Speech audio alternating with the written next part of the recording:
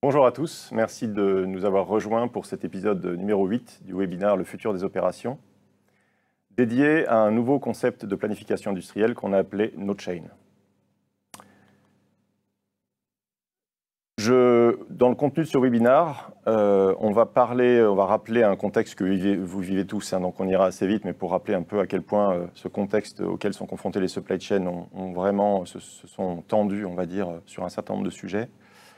On commencera d'ailleurs par parler des limites des méthodes traditionnelles de planification industrielle à travers quelques exemples assez pratiques et simplifiés, on va dire, pour ensuite présenter le concept NoChain et les différents principes qui le sous-tendent et ce qu'il permet d'obtenir en termes de résultats. Et on terminera par des principes d'implémentation qu'on a pu mettre en place chez les clients industriels chez qui on a mis en place NoChain Planning. On est 3 autour de la table aujourd'hui. Je m'appelle Fabrice Corbière, je suis un des associés d'Argon & Co. Je suis spécialiste en transformation des supply chains de mes clients et j'ai un goût particulièrement prononcé pour la partie industrielle de la supply chain, toute sa complexité et la manière dont on peut la planifier de manière la plus efficace possible.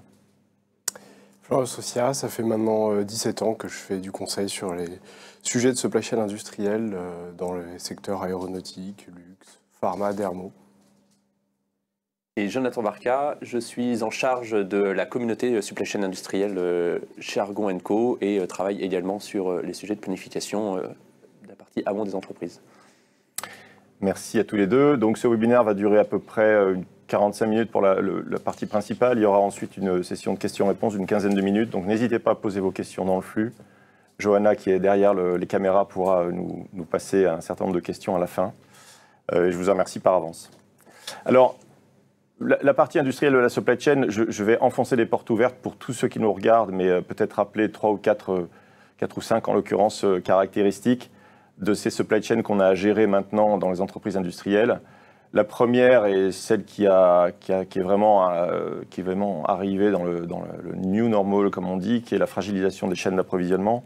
Plus personne ne peut dire aujourd'hui qu'il travaille avec des approvisionnements à capacité finie, avec des fournisseurs à qui on peut faire les pieds au mur. Clairement, les chaînes d'approvisionnement deviennent une des contraintes à prendre en compte dans la planification de nos usines.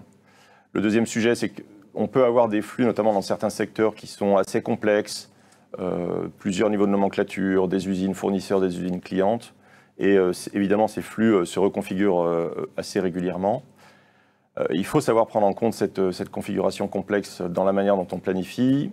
Le troisième élément, si on sort un peu de la technique de la planification, c'est sur l'humain.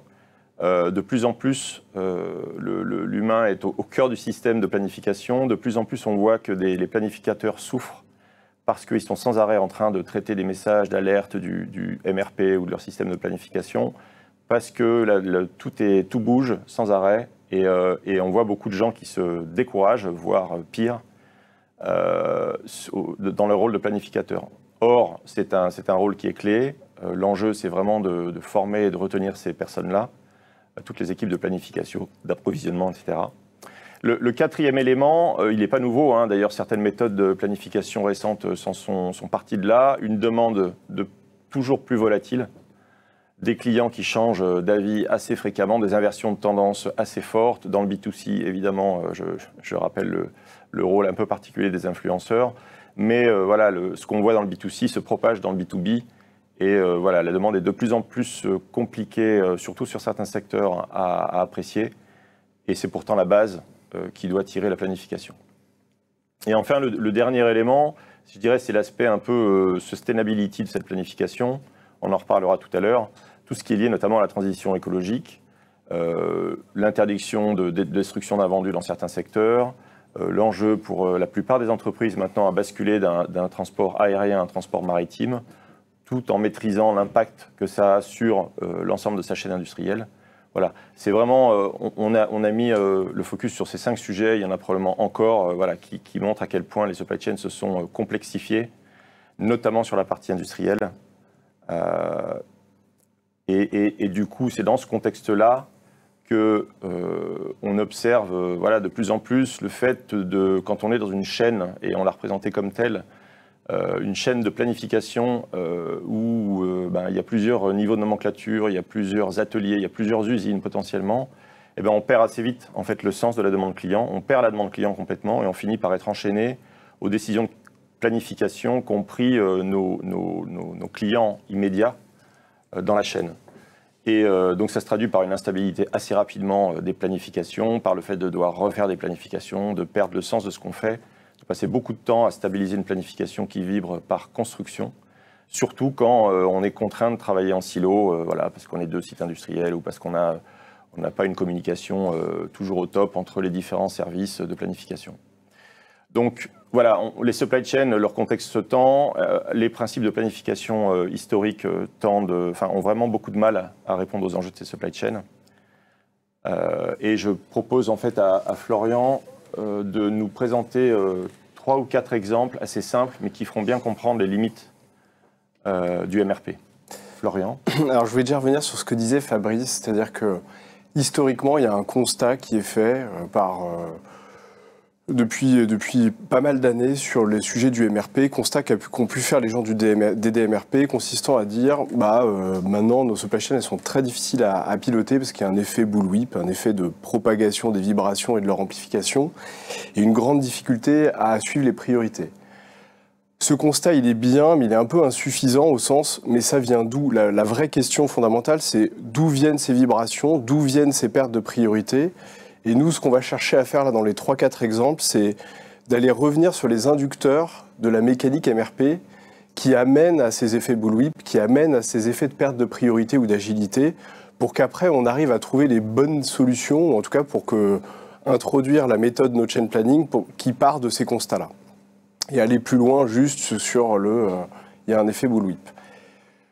On va prendre 3-4 exemples et on va prendre 3-4 exemples sur comment, sur une base de fonctionnement d'un MRP. Alors en quelques secondes, je vais rappeler un fonctionnement d'un MRP. On va prendre ici un secteur simple, en tout cas simple à expliquer dans son modèle de fabrication, par exemple la dermocosmétique, sur lequel en Asie, par exemple, on va demander à fin avril 1000 unités d'une crème, sur lequel on va transporter les marchandises sur le mois d'avril.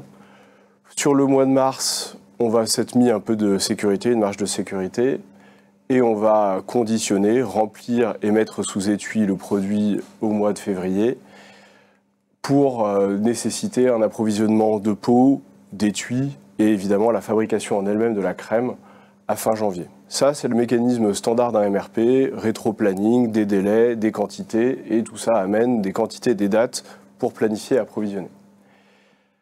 Alors, on va prendre un premier exemple, et c'est là où, pour essayer de voir un peu comment les choses se gâtent. Si on prend un exemple assez courant, un fournisseur qui dévie a un problème chez lui, et prenons l'exemple ici d'un étui qui va décaler de 15 jours avec un fournisseur qui décale de 15 jours.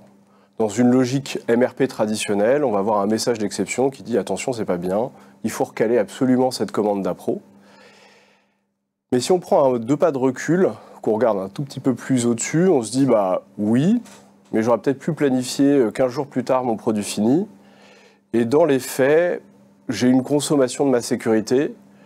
Et du coup, quand on prend ce recul-là, on se dit oui, il y a un problème, mais il n'est pas si grave que ça. Et le pas si grave que ça, c'est bien un des premiers problèmes de la supply, c'est qu'en fait, on a dans un mécanique MRP une seule date. Donc on est sur un mouvement on-off et on est jour-nuit et on est vraiment incapable de traduire parfaitement les priorités et les conséquences sur la demande client d'un retard fournisseur. Et ça amène ce premier sujet qui est, dans une logique MRP, pour le fond, on a une vraie perte des priorités. Je vais juste prendre un chiffre. Quand on regarde les ERP de nos clients, en moyenne, 30% des ordres portent des messages d'exception. Dit autrement, à partir du moment où 30% de ce que je manipule a je dois avancer, je dois retarder, on ne sait plus donner des priorités. Ça, c'est le premier point. Le deuxième point, deuxième exemple, j'ai toujours ce même fournisseur qui décidément a décidé d'être parfaitement délinquant, livre à mi-mars ses étuis, et sur le départ, un plan qui n'est pas recalé. Donc déjà, ça amène évidemment là, dans ce cas-là un plan qui n'est pas réaliste, au sens ce produit fini-là, je ne peux évidemment pas le terminer fin février, vu que mes étuis ne sont pas là. Et surtout, plus grave, j'ai un client qui n'est pas prévenu et une organisation de ma supply chain aval, c'est-à-dire le déploiement, le choix de route, bateau, avion, etc., qui ne se fait pas faute de visibilité. Donc ça, c'est un vrai problème. Et ce qu'on fait tous depuis 20 ans, quand on fait de la supply chain industrielle, on dit il faut planifier. Et donc, planifier, c'est se dire qu'à un moment donné, je vais recaler ce produit-là pour pouvoir faire quelque chose qui est réaliste. De ce fait, acter des retards et pouvoir organiser ma supply chain aval. Mais en ayant fait ça, je vais avoir au bout de ma chaîne un approvisionneur et des planificateurs qui ont perdu la vision des priorités. L'étui est maintenant à l'heure alors qu'il était en retard précédemment et les autres sont même carrément en avance. Et ça amène finalement le deuxième sujet fondamental et le deuxième problème fondamental du MRP, c'est qu'il n'a qu'un seul signal. On est obligé d'un arbitrage permanent entre je construis un plan réaliste et d'une certaine manière je perds les priorités sur ma supply chain, ou je ne construis pas de plan réaliste, je garde mes priorités, mais de facto je suis incapable quelque part d'organiser ma supply chain aval et ou ne serait-ce que de prévenir mon client. Et ça amène, si on tire encore plus loin le sujet, quand on a des supply chains très complexes, on va trouver à certains nœuds de nomenclature ou sur certaines usines, des gens qui décident de faire un plan réaliste, d'autres qui ne le font pas. Et donc quand on se retrouve tout au bout, de toute façon, on a un signal qui est un patchwork de décisions, de plan réaliste où je garde les priorités, qui amène un signal absolument ininterprétable. Et évidemment, des vibrations importantes. Le dernier exemple, c'est la demande qui bouge. Alors ça arrive presque jamais. Et où des ventes qui vont globalement être beaucoup plus fortes qu'attendues. Et pour lequel, évidemment, pareil, dans une logique MRP, instantanément, on va dire, côté produit fini, c'est pas bien, il faut recaler, il faut le produire plus tôt. Le problème, c'est que pendant ce temps-là, on a la suite de la nomenclature, les appros ou ceux qui fabriquent la crème, qui pensent que ça va toujours bien parce que, pour l'instant, comme le produit n'est pas recalé, tout va bien. Et le problème de la plupart des supply chains, alors dans tous les secteurs, évidemment des secteurs complexes, dans l'aéro, dans l'horlogerie, on a des cycles qui peuvent être très longs de planification et l'acte de planifier tel qu'on vient de voir là va prendre des jours, voire des semaines, voire même des mois pour se propager dans toute la supply chain. Et le problème de tout ça, c'est que à la fin des fins, quand ce recalage est fait, d'un coup, on a le bas de cette supply chain qui s'aperçoit qu'elle est en retard, mais elle s'en aperçoit le plus souvent bien trop tard et n'a plus les moyens d'agir. On ne peut plus agir, on s'aperçoit au dernier moment. Et ça, c'est d'autant plus vrai, là on prend un exemple, on va dire, intra d'une entreprise, mais dans des longues chaînes d'approvisionnement avec des fournisseurs de rang 1, de rang 2, et si on prend l'exemple du secteur aéro, un mouvement des rangs avions, enfin des cadences avions chez Airbus, à quel moment il va se retrouver chez les fournisseurs de rang 1, chez les fournisseurs de rang 2, ça peut mettre des mois pour que ça finisse par arriver aux fabricants de brutes de fonderie, par exemple. Et donc ça amène un troisième effet pervers du MRP, c'est qu'il est séquentiel. C'est-à-dire que pour qu'à la fin on découvre ce qu'il faut vraiment faire, il faut que chaque étape planifie et ça peut prendre du temps. Et ça, c'est presque un des points fondamentaux du manque d'agilité d'une supply chain. Tout le monde se bat pour l'agilité et la mécanique MRP intrinsèque est un facteur énorme de manque d'agilité.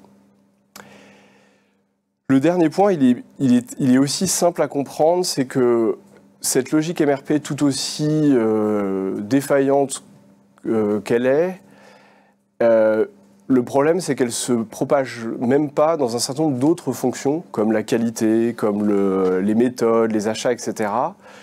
Et donc quand on est dans ces fonctions qui sont très importantes pour la livraison, quand on prend, je vais reprendre à nouveau l'exemple du secteur aéro parce que ça mixe un peu toutes ces complexités, à un moment donné, Quand on va livrer des équipements, des moteurs d'avion, etc., c'est pas juste une question de charge capa ou d'approvisionnement, c'est une question de qualité de chacune des étapes de fabrication, et c'est une question d'avoir les gammes au bon moment. Et quand on prend des qualiticiens, ils ont des tonnes de dérogations sur chaque article ou pièce, et la capacité de prioriser ces dérogations, de savoir à quelle date il faut les livrer, quel est l'impact, elle est quasi nulle. Et donc on se retrouve avec tout un tas de fonctions qui sont quasi aussi importantes pour livrer le client final, qui finalement sont parfaitement aveugles. Et ça amène ce quatrième point de la logique MRP, c'est que pour le fond, elle se décline vraiment imparfaitement sur un certain nombre de fonctions qui sont fondamentales dans la planification. Et ça, on le reverra par la suite, mais c'est une vraie conviction qu'à un moment donné, la planification, elle est regardée de manière très étroite sur juste le sujet de la charge-capacité, et que pour le fond, la planification, elle doit être regardée de manière beaucoup plus large, parce que dans beaucoup de secteurs, beaucoup d'autres services sont impliqués dans cette performance. Merci Florian pour ces exemples qui montrent voilà, les limites d'une méthode de planification qui a eu le mérite d'exister pendant des dizaines d'années, mais qui a des limites assez significatives. Donc par rapport à ces limites-là, si je me remets 10-11 ans en arrière, on commençait à peine, d'ailleurs avec Florian et d'autres collègues, on commençait à peine à aider un de nos clients dans la cosmétique à sortir d'une crise d'approvisionnement, de gestion des appros, de gestion interne de la planification. Et on commençait, ça remonte à 10-12 ans, à développer ce concept. Ce concept, à force de l'appliquer chez nos clients, il s'est enrichi et il est devenu un tout complet et cohérent, et qu'on est hyper fiers de vous présenter aujourd'hui. Est-ce que, Jonathan, tu peux nous expliquer les principes qui sont derrière ce concept? Avec plaisir. On vous parle donc de No-Chain Planning. No-Chain Planning, ça repose sur deux principes fondamentaux qu'on va voir l'un après l'autre. Le premier principe, c'est le doit-faire. Le doit-faire, c'est quoi? C'est le fait de donner la visibilité à tous les acteurs de la supply chain de quelle est la demande client et la demande qu'il doit suivre. Je précise bien la demande client parce que, comme l'a dit Fabrice en introduction, aujourd'hui dans les processus classiques, chacun n'est pas connecté à la demande client, mais il est connecté à la demande de l'étape qui est juste après lui, qui lui-même est connecté à la demande de l'étape planifiée, qui elle-même est connectée éventuellement à la demande client. Donc en fait, on se retrouve avec une perte d'information de la demande client.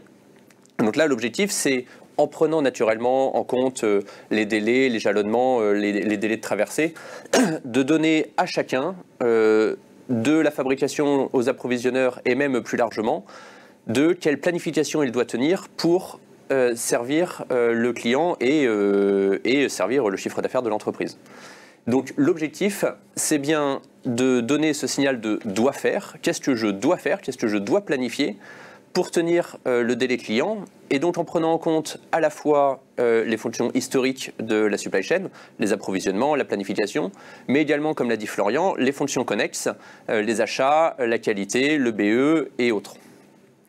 Donc à partir de là, on a bien cette information qui se propage immédiatement, c'est-à-dire sans prendre en compte les planifications successives, et on a à chaque instant l'information de qu'est-ce que, en tant qu'approvisionneur ou approvisionneuse, je dois tenir pour servir le client et à quel point je risque de mettre à mal ou en retard la demande du client final.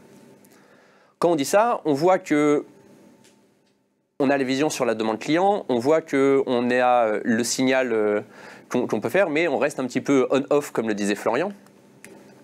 C'est un petit peu plus subtil que ça. En fait, on va calculer non pas une date, mais plusieurs dates, en l'occurrence 2.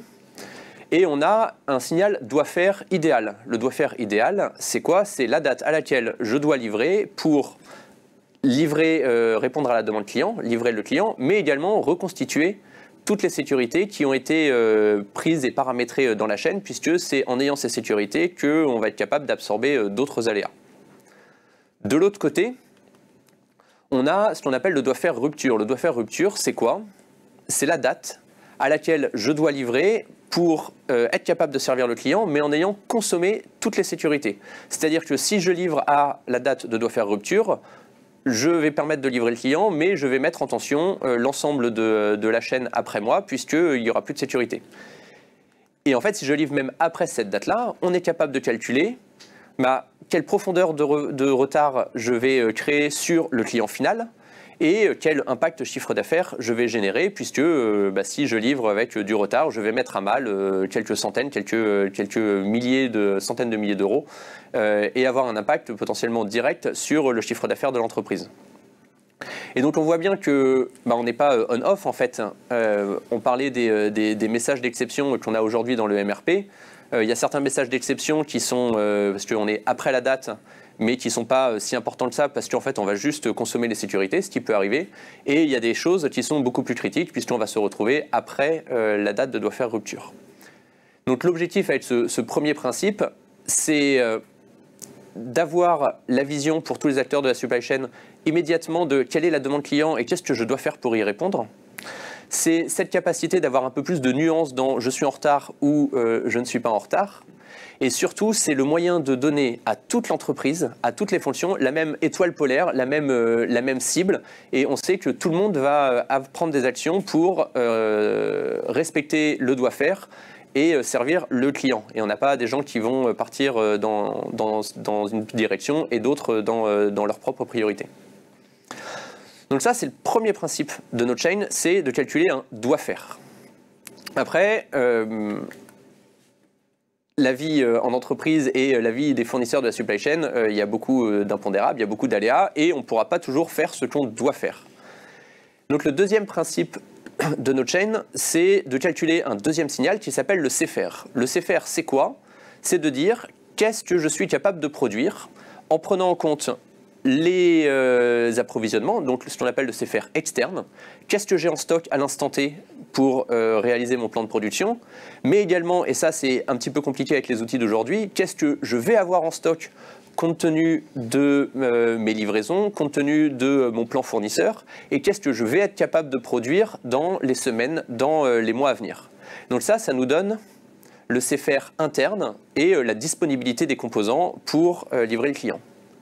Et puis après, au sein de l'entreprise, on peut avoir des contraintes de fabrication, on peut avoir un plan de maintenance, on peut avoir des arrêts de ligne, des congés, plein de choses. Et donc en fait, on peut aussi, par exemple, une crème qu'on aurait voulu fabriquer en mars, pour des raisons de maintenance, la ligne sera fermée en mars, on ne pourra la fabriquer qu'en avril. Et donc, en prenant en compte toutes ces informations, on est capable de calculer un CFR complet qui prend en compte à la fois les contraintes approvisionnement, qu'est-ce que je vais avoir en stock, qu'est-ce que mes fournisseurs vont me livrer, et mes contraintes capacitaires pour donner un CFR total. Et donc, ce deuxième signal, qu'est-ce qu'il permet? Il permet de dire à tout moment et à tous les niveaux de la nomenclature, parce que là, on ne s'arrête pas à un ou deux niveaux, on est capable dans des supply chains très complexes, typiquement dans l'aéronautique, de faire ce calcul sur 10, 15 niveaux de nomenclature. On est capable de dire à chaque instant, à chaque niveau, qu'est-ce qui va être faisable et à quel point l'organisation est en train de répondre à la demande du client ou pas, et donc de prioriser derrière les actions, que ce soit côté approvisionnement ou côté fabrication. Donc ces deux signaux, on les comprend assez bien. Le doit faire, c'est le jalonnement de l'ensemble des opérations, fabrication, qualité, approvisionnement, sans aucune contrainte, donc sans contrainte de capacité, sans contrainte d'approvisionnement, vraiment quel signal que je dois faire. Et le CFR, c'est à quel point mon organisation est capable de répondre à la demande client. Et on voit bien qu'il y a des moments où on a envie d'utiliser un signal, il y a des moments où on a envie d'utiliser l'autre. Et donc l'autre principe de notre chaîne, c'est bien d'avoir à chaque instant ces deux signaux sur tous les niveaux de la nomenclature et sur toutes les étapes de fabrication. Et on va voir un petit peu plus tard que c'est en comparant et en travaillant avec ces deux signaux qu'on est capable de prendre des décisions éclairées pour servir mieux le client. Donc, si on fait le bilan par rapport aux exemples et aux 4 limites qu'a cité Florian, la première sur le côté binaire du MRP, côté on-off, on voit bien que le signal du doit faire, il est beaucoup plus subtil que ça, puisqu'on a des alertes qui sont plus ou moins graves selon l'écart entre le doit faire rupture et le doit faire idéal. On est bien capable d'avoir ces deux signaux, doit faire rupture et CFR, et donc ça permet de ne pas avoir entre guillemets à faire de choix entre est-ce que je fais un plan réaliste mais qui enlève des priorités, ou un plan irréaliste qui ne me permet pas d'organiser mais qui permet de garder les bonnes priorités pour toute la chaîne. Et enfin, en connectant l'ensemble des acteurs à la demande client, on enlève ce côté séquentiel, c'est-à-dire que si la demande bouge, les approvisionnements vont être au courant tout de suite des actions et on n'a pas besoin d'attendre un cycle de planification intermédiaire. Et surtout, on est capable d'impliquer et de donner les mêmes priorités à tous les acteurs, les approvisionnements évidemment, mais même les acteurs qualité qui, si quelqu'un a une dizaine, une cinquantaine d'avis, quel est le premier d'avis qualité, quel est le premier qu'il doit faire passer, c'est pas forcément le dernier arrivé. Et aujourd'hui, c'est des gens qui sont un petit peu exclus de ces flux-là, qu'on réintègre avec la logique notre chaîne. Alors effectivement, derrière ce concept-là, quand on l'a construit progressivement, on a vraiment voulu que l'ensemble des acteurs qui contribuent en fait à l'exécution d'un flux puissent être tous branchés sur la demande du client et pas uniquement sur ce que son client immédiat a choisi de faire, de manière à être de fait un contributeur direct, et on va voir comment, à la performance qui sera atteinte sur le service de la demande client et le chiffre d'affaires associé. Du coup, Jonathan, est-ce que tu peux nous mettre un peu dans la peau d'un CEO, d'un patron des opérations, puis d'un approvisionneur, puis d'un planificateur, qu'on comprenne un peu qu'est-ce qu'on a devant les yeux et quel type de décision on peut prendre? Exactement.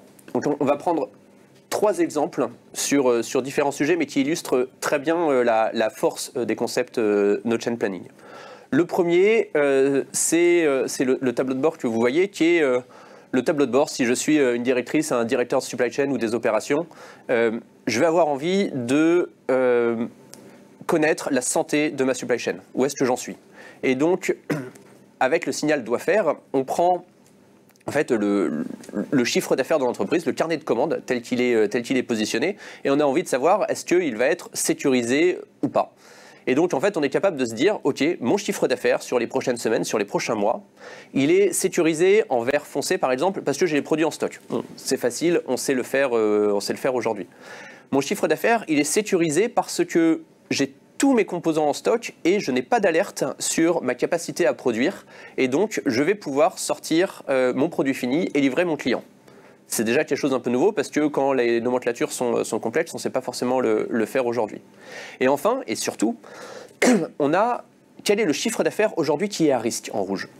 Il est à risque soit parce que mes approvisionnements vont être en retard, soit parce que je vais avoir des contraintes de fabrication. Et donc on retrouve là le CFR interne et le CFR externe.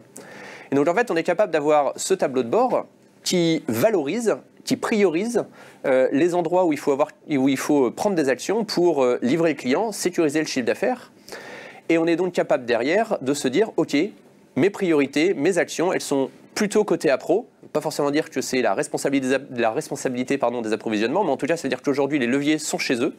Ou alors, c'est des leviers qui sont plutôt en interne et dans la planification et la fabrication, parce que c'est là où il va manquer des heures et on risque de se mettre en retard. Donc l'objectif, on en a parlé de ce tableau de bord, c'est bien grâce au CFR d'avoir et de partager, pareil, à toutes les fonctions de l'entreprise, quelles sont les priorités et quelles sont la réponse de l'organisation à la demande client. On va prendre un deuxième exemple qui est pour les approvisionnements, parce que les approvisionneurs, c'est une bonne partie de la valeur ajoutée des supply chains industrielles, en tout cas les supply chains complexes. Et un approvisionneur, il est 2, 3, de temps en temps 15 niveaux de nomenclature en amont de la demande, et il n'a pas forcément une notion forte des priorités et de à quel point ce qu'il est en train de faire impacte le client. Donc je suis approvisionneur, approvisionneuse, des vraies priorités clients, merci. Je suis approvisionneur ou approvisionneuse, j'ai en fait une liste de fournisseurs à gérer, et en fait ce qu'on est capable de présenter, c'est voilà tes priorités parce que voilà les fournisseurs et les produits et les commandes associées naturellement qui sont en train d'impacter le client, la demande réelle du client telle que l'organisation s'est engagée à servir. Et donc on est capable de dire mon ordre d'achat, mon avis de commande, il est en train d'impacter parce qu'il arrive tard la commande finale, la fabrication du produit fini à hauteur de tant de millions d'euros et avec une profondeur de retard de tant de jours, tant de mois. Et donc ça permet aux approvisionneurs d'avoir les vraies priorités, de les avoir tout de suite. Ça permet aux approvisionneurs d'avoir une notion financiarisée de quel est leur travail, de redonner du sens. Fabrice disait en introduction qu'on avait des problèmes de donner du sens et de retenir les gens. En fait, ça, c'est un vrai moyen de remettre en fait, l'approvisionneur devant la demande client et devant les bonnes priorités. Et ensuite, on lui donne aussi les marges de manœuvre qu'il a et les moyens de planifier correctement en travaillant sur le doigt-faire idéal et le doigt-faire rupture, et donc quelles sont les marges qu'il a. Entre telle date et telle date, il n'est pas en train de mettre à mal la demande client, et sinon il a des impacts. Et donc, ce tableau de bord approvisionneur, par exemple, permet effectivement à chacun d'avoir les bonnes priorités, de les avoir au plus tôt, sans attendre une replanification de la fabrication, et donc d'avoir un impact direct et de connaître l'impact direct sur le service client. On a vu le cockpit général, la santé de la supply chain, le tableau de bord des approvisionneurs, et on se retrouve après dans ce qu'on voit souvent comme le cœur de la supply chain, même si c'est le processus d'adéquation charge-capacité, un processus pitch ou SNOP. Alors, c'est même pas toujours le problème, parce que de temps en temps, les capacités sont installées et on a traité 90% des problèmes avec les approvisionnements. Mais quand on fait un exercice charge-capacité, on s'est tous retrouvés dans une réunion pitch, dans une réunion PDP, et il va falloir prendre une décision de quelle capacité je mets en face de la demande. Est-ce que je m'assure d'avoir 80% de ma capacité? Est-ce que je m'assure d'être à 100% Et j'ai même eu des cas de gens qui se chargeaient volontairement à 120%, puisque les responsables de production disaient de toute façon, je n'aurai pas les approvisionnements, je vais me charger un peu plus, au moins j'aurai de quoi occuper ma ligne s'il y a des problèmes côté appro. De bonne manière de perdre encore plus les priorités. Exactement. Et donc, avec les deux signaux, doit faire et sait faire, on est capable de prendre des décisions, pour le coup, beaucoup plus éclairées. Donc on a là, devant vous, une courbe de capacité cumulée. Donc au cours du temps, la capacité s'ajoute. Et on voit qu'on a plusieurs zones. La première zone, la zone grise hachurée, tout en haut, c'est, en fait, ça correspond au sait faire externe. Ça veut dire que dans cette zone-là, si j'ouvre des capacités à ce niveau-là, je ne vais pas être capable d'alimenter mes lignes. Donc si je mets en place des capacités, de toute façon, ça va simplement se traduire par des heures de production perdues, puisque les approvisionnements ne seront pas là et je ne pourrai pas occuper ma ligne. De l'autre côté, en rose, on a la capacité minimum que je dois mettre en place pour ne pas générer de rupture supplémentaire. C'est-à-dire que ça correspond à mon doigt faire rupture. Si j'ouvre ma ligne plus bas que cette courbe rose, je suis en train de générer des ruptures clients et donc potentiellement un impact chiffre d'affaires pour l'entreprise. Ça veut dire que si je suis dans cette zone, tous mes clients internes en aval vont devoir avoir des vrais soucis pour respecter la demande. Exactement. D'ailleurs, ils ne pourront pas respecter la demande et il en aura encore un problème de priorité là-dessus. Et on a ensuite les zones jaunes et vertes qui correspondent à la limite du doigt-faire idéal et du doigt-faire rupture. C'est-à-dire que si je mets en place ces capacités, je suis en train de servir la demande client, mais potentiellement, si je suis dans le jaune là, en train de mettre un petit peu de tension sur l'aval et sur les opérations après moi. Et ensuite, on a cette dernière courbe en gris, qui est assez importante. En fait, c'est dans cette zone-là, je suis en train de mettre en place une capacité que je vais pouvoir remplir, je vais avoir les composants. Par contre, je suis en train de servir plus que la demande client, de créer de l'anticipation et de créer du stock. Ouais, exactement. Trop tôt, en fait.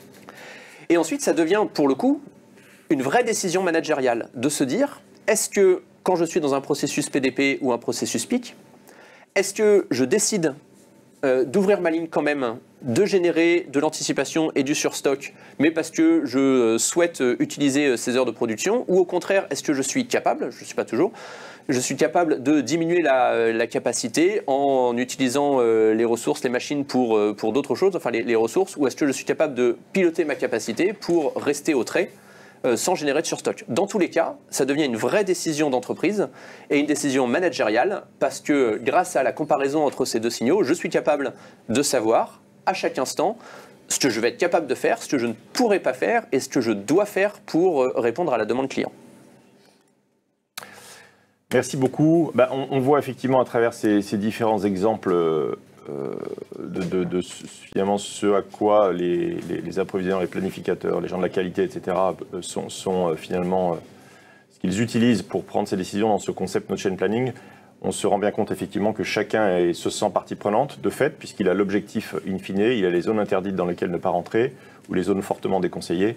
Et donc chacun effectivement a les moyens de réussir le pari qui est de servir la demande client. Et voilà, sort de l'isolement dans lequel les méthodes traditionnelles le mettent derrière un mur d'alerte qui ne veulent pas plus dire grand-chose. Alors, on peut difficilement parler de ce genre de concept sans parler des résultats que ça permet d'atteindre. Si on regarde ce qui s'appelait avant le triangle de la supply chain, qui s'appelle maintenant le carré, avec la durabilité qui vient compléter les enjeux de service et de chiffre d'affaires, les enjeux de réduction de stock ou d'avoir la bonne qualité de stock, et les enjeux de coût de la supply chain. Sur la partie service, dont on a beaucoup parlé, mais il y a effectivement le stock qui est aussi le pendant qu'il faut savoir optimiser. Sur la partie service, quand on a mis en place ce concept, ça a permis d'atteindre de sauver entre guillemets jusqu'à peu près la moitié du chiffre d'affaires non servi, sous forme finalement de suppression des retards, voilà, avec des enjeux de pénalité dans certains secteurs que je vous laisse imaginer. Sur la partie stock, c'est le même chiffre. C'est un hasard, mais en gros, quand on regarde la qualité des stocks, c'est-à-dire l'écart des stocks qu'on constate par rapport à une norme qu'on a définie, cette méthode permet assez rapidement de rapprocher, enfin de supprimer une bonne moitié de l'écart à la norme sur le stock, donc de se rapprocher des stocks idéaux.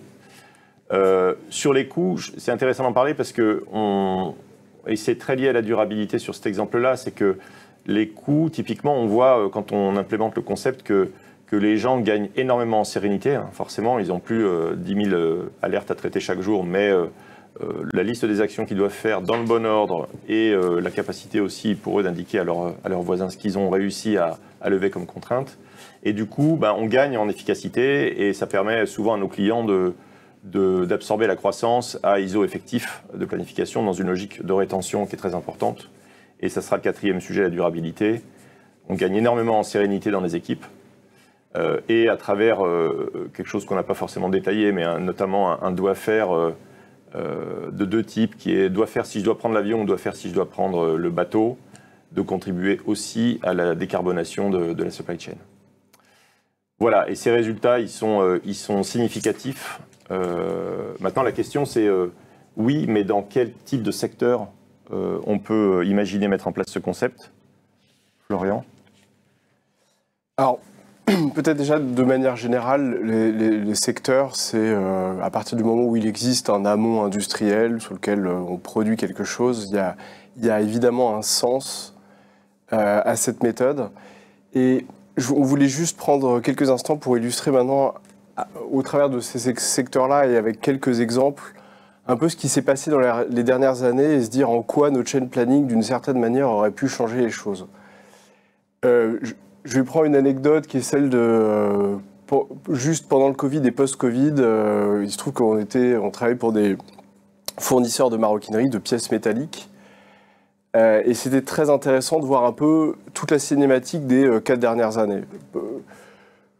Au moment post-Covid du redémarrage, on avait des discussions entre des grands donneurs d'ordre vis-à-vis de ce fournisseur de pièces métalliques, grand donneur d'ordre de maroquinerie.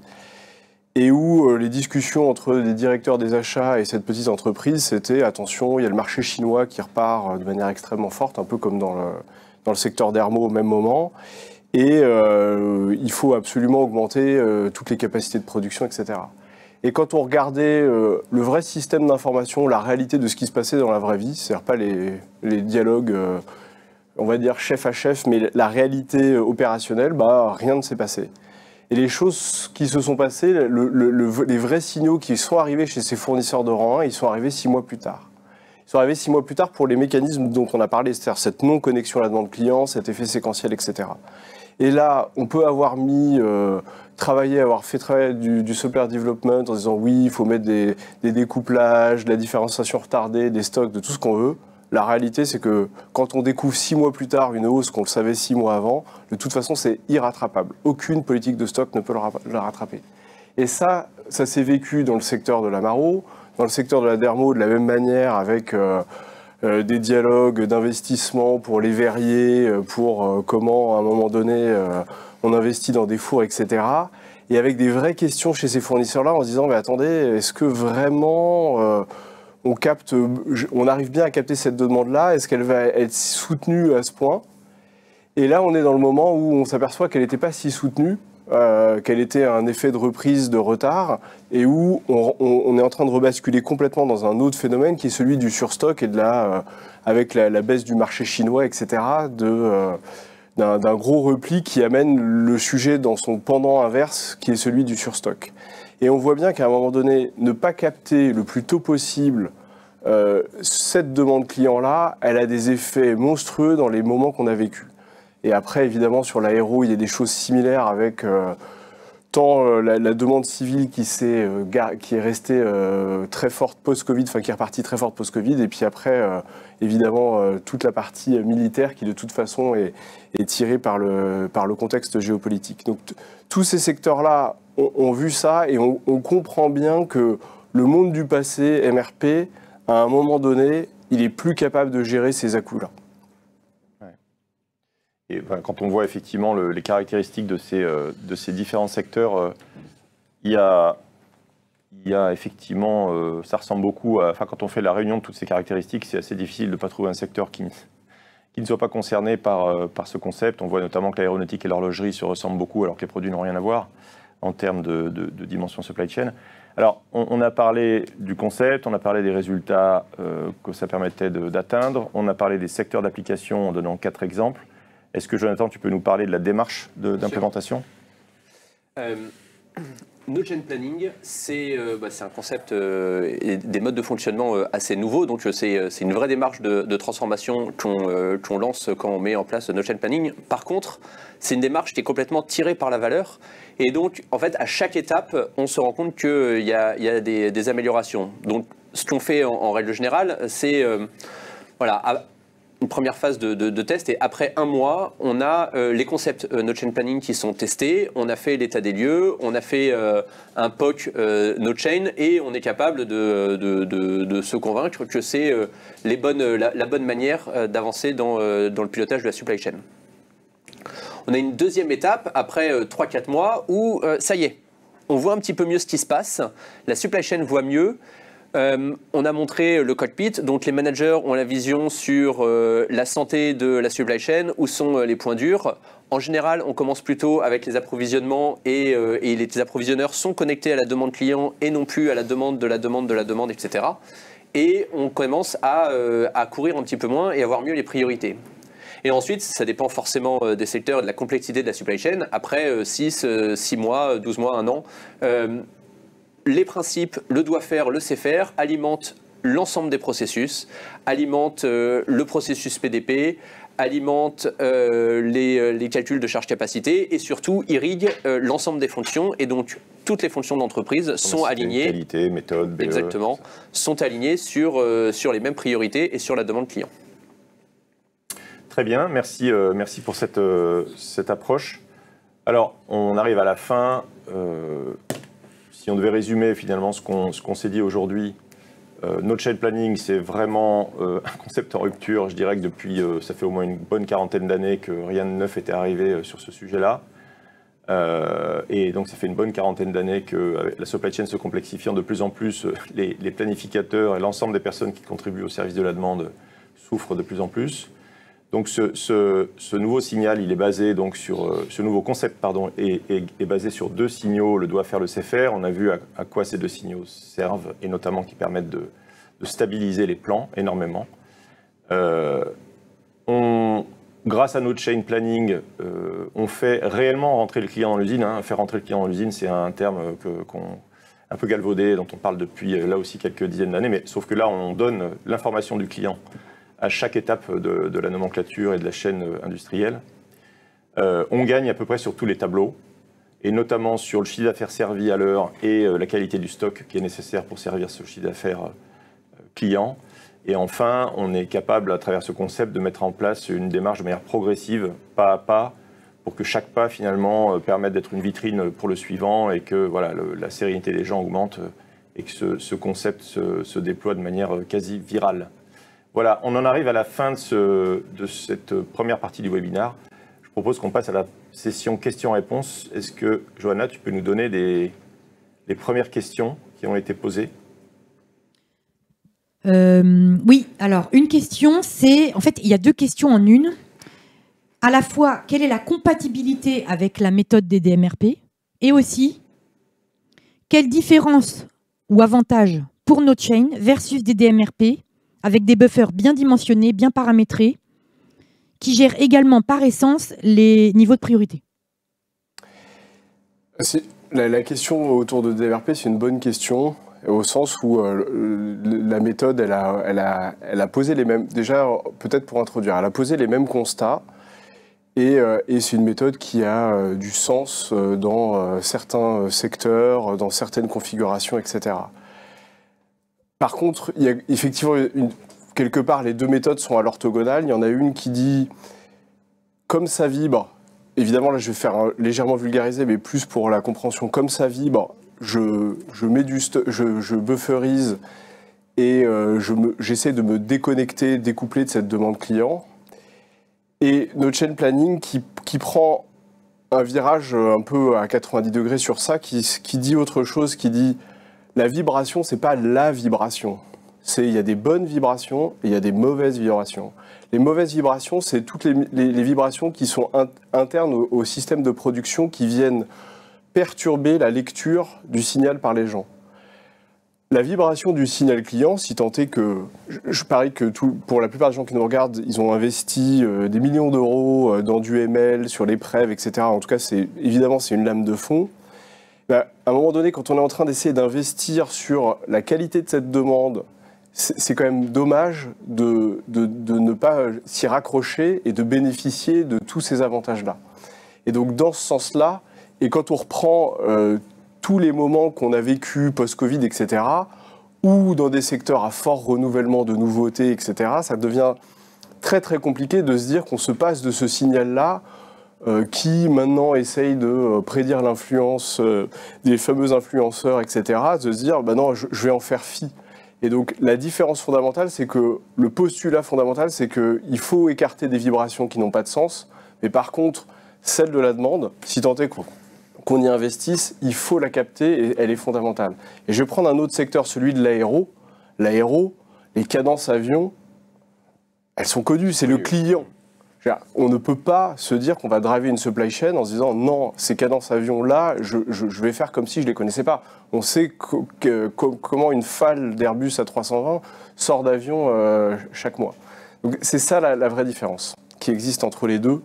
Et pour autant, ça ne veut pas dire qu'il n'y a pas des cas d'applicabilité du DMRP, mais il y a des postulats qui sont radicalement différents. Sur la qualité du paramétrage des buffers, se pose la même question et le même enjeu que du paramétrage des délais de sécurité, des tailles de l'eau minimum.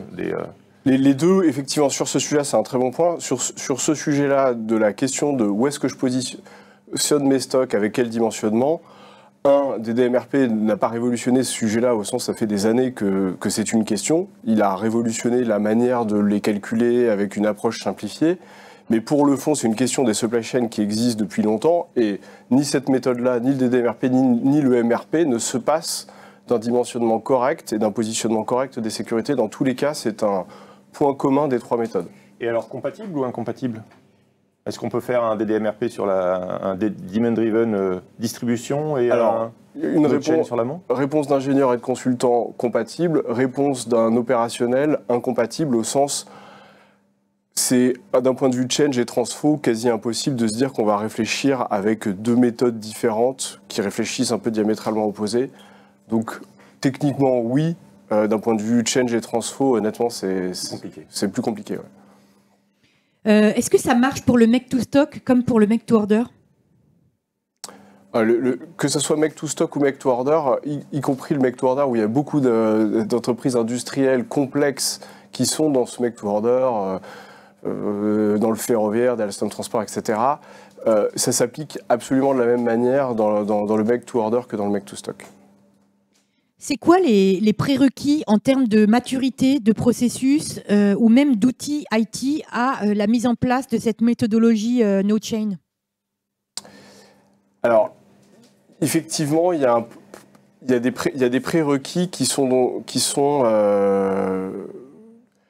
enfin, des prérequis. En tout cas, ça se base sur une certaine maturité des process MRP ou MRP2 comme ils ont été déployés et sur un certain nombre d'éléments de qualité de données comme n'importe quelle méthode ou n'importe quel autre sujet. Donc ça, évidemment, alors c'est pas vraiment un prérequis, mais ça doit être traité de manière conjointe parce que de toute façon, on ne peut pas passer sur cette méthode-là sans avoir une bonne qualité de données, sans avoir une certaine maturité basique de comment fonctionne une supply, etc. Après, il nous est arrivé très fréquemment de mettre en place ce concept en parallèle de la fiabilisation d'un certain nombre de master data qui sont essentiels effectivement à la performance du concept lui-même. Et d'ailleurs, enfin, souvent, ce qu'on fait, puisqu'on est en train de regarder un petit peu toutes les informations, tout le détail, c'est qu'en le mettant en place, on se retrouve à avoir une sorte de cockpit qui nous dit les endroits où on a des vrais sujets de qualité de données et donc ceux qu'il va falloir traiter en priorité. Une autre question? Je vois le temps qui passe. Alors, comment gère-t-on le lissage? Si je ne suis que la demande client, je ne vais pas pouvoir anticiper mes lissages capacitaires. Que des bonnes questions. Dans les concepts qu'on a montrés là, on a fait volontairement simplifier parce qu'il fallait tenir dans un temps raisonnable. La réalité, c'est que le doigt-faire idéal dont a parlé Jonathan, il se décline en deux sous-signaux, celui qui est le client pur et le client pur plus les anticipations. Ce qui fait qu'à un moment donné, quand on prend des décisions d'anticipation sur un niveau de nomenclature parce qu'on en a besoin industriellement, ça se propage et ça va tirer au-delà la suite de la supply chain. Mais c'est une méthode qui fait augmenter les stocks, car on fait courir les fournisseurs sur une demande qui n'est peut-être pas faisable.